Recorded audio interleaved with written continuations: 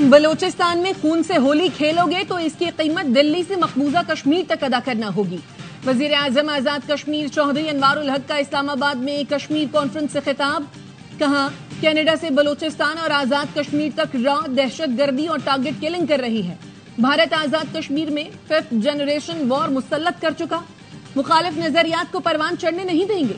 وفاقی وزیر امیر مقام کہتے ہیں کشمیر پاکستان کی شہرگ ہے، خطے میں پائیدار امن مسئلہ کشمیر کے حل سے منسلک ہے۔ سلامتی کونسل کشمیر سے متعلق اپنی قراردادوں پر عمل درآمد کرائے۔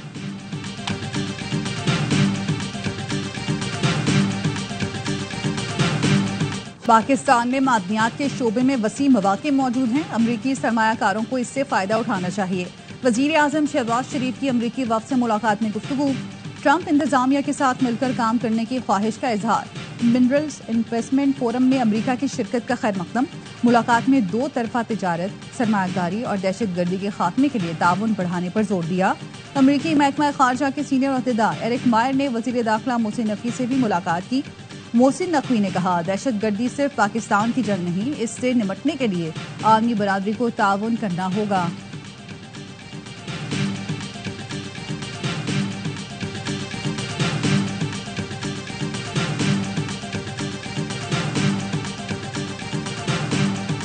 This forum has shown us what is possible when silos are broken, when public and private sectors come together. We are committed to providing a transparent, secure, and enabling environment. The conversations that started here must evolve into real partnerships. Minerals investment forum کا انعقاد پاکستان کے لیے بہت اہمیت کا حامل ہے۔ Public private partnership سے کان کنی کے شعبے کو ترقی ملے گی۔ او جی ڈی سی ایل کے سی ای او احمد حیات لت کا پاکستان منرلز انویسٹمنٹ فورم کی اختتامی تقریب سے خطاب، کہا کان کنی سے متعلق فورم پر آئے طلباء کو بہت کچھ سیکھنے کو ملا۔ فورم کا مقصد پاکستان کے معدنی شعبے میں سرمایہ کاری کے مواقع کو اجاگر کرنا تھا۔ ریکوڈک مائننگ کمپنی کے نمائندے رسل ہاورڈ بولے ریکوڈک میں سونے اور تانبے کے وسیع ذخائر ہیں جو 286 کلومیٹر علاقے پر محیط ہیں۔ 29 کلومیٹر رقبے پر جیو تکنیکی ڈرلنگ ہو چکی، 2028 میں سونا اور تانبا نکالنا شروع کر دیں گے۔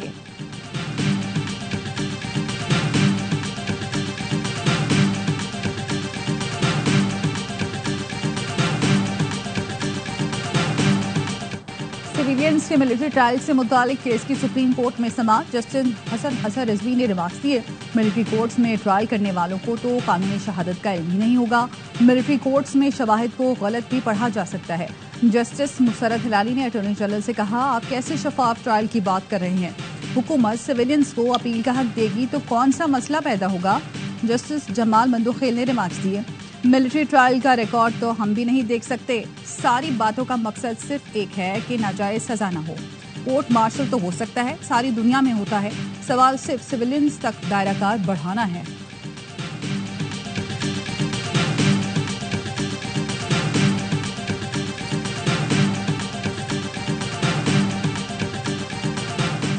ڈاکٹر عبد المالک بلوچ کی مسلم لیگ نون کے صدر نواز شریف سے جاتی عمرہ میں ملاقات، ملک کی موجودہ صورتحال پر تبادلہ خیال۔ ملاقات میں اسپیکر قومی اسمبلی سردار ایاز صادق، رانا ثناء اللہ، خواجہ سعد رفیق، پرویز رشید اور اویس لغاری بھی موجود۔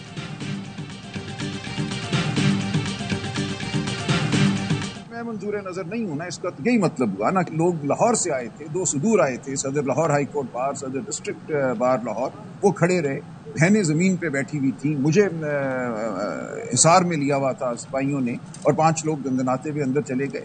یہ غلط تھا، جس زاویے سے بھی دیکھا جائے یہ بات غلط تھی، اور میں اس کے خلاف سٹینڈ لیتا رہا۔ بانی پی ٹی آئی سے کل صرف منظور نظر لوگوں کو ملنے دیا گیا، جن وکلا کے نام میں نے دیے ان کو جانے نہیں دیا گیا۔ P T I secretary general Salman Akram Raja کہتے ہیں آئندہ جس شخص کا نام فہرست میں نہ ہو وہ ملاقات نہ کرے۔ بیرسٹر علی ظفر کا کہنا ہے بانی سے ملنے کا ہر ایک کو حق ہے۔ سلمان اکرم راجہ کے موقف سے نیا تنازع کھڑا ہوا۔ بانی نے کل ہدایت دی ہے کہ ملاقات کا معاملہ سپریم کورٹ لے کر جائیں۔ انہوں نے کہا قومی مفاد میں کوئی بات کرنا چاہتا ہے تو وہ تیار ہیں۔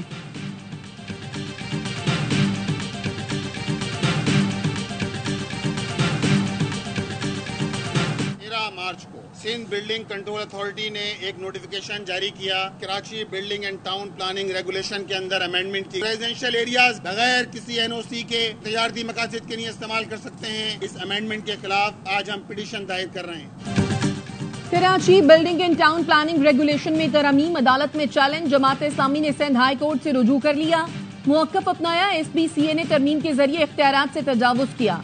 रिफाई प्लॉट के इस्तेमाल की तारीफ में तब्दीली की गई। अदालत SBCA का 13 मार्च का नोटिफिकेशन कलअदम करार दे। मनम जफर कहते हैं कराची का इंफ्रास्ट्रक्चर पहले ही तबाहाल है, ऊपर से ये तरमीम कर दी गई। रिहायशी प्लॉट पर कमर्शियल सरगर्मियों की इजाजत नहीं दी जा सकती।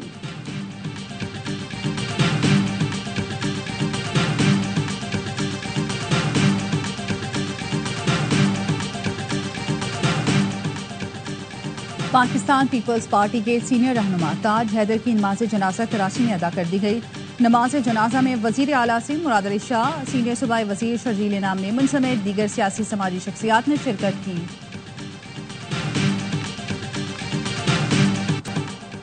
माली साल 2025 में पाकिस्तानी मईशत में इस्तेहकाम नजर आया।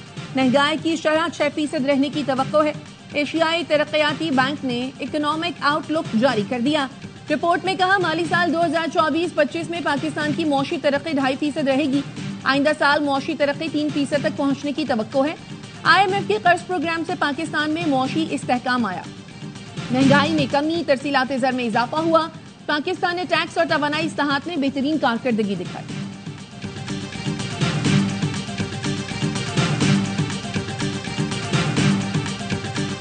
और कराची किंग्स ने PSL ट्रॉफी पर नजरें जमा ली। हरीफों से टकराने के लिए कमर कस ली। खिलाड़ी आज भी प्रैक्टिस करेंगे। कप्तान डेविड वार्नर, लिटन दास, टिम साइफर्ट और एडम मिलन ने स्क्वाड ज्वाइन कर लिया। ऑलराउंडर मोहम्मद नबी कहते हैं कराची किंग्स में नौजवान टैलेंट मौजूद है। उम्मीद है अच्छे नतीजे आएंगे। कराची के शेर अपने पहले मुकाबले में हफ्ते को मुल्तान सुल्तान से नेशनल स्टेडियम में टकराएंगे। तमाम मुकाबले देखें A स्पोर्ट्स पर बराह रास्त।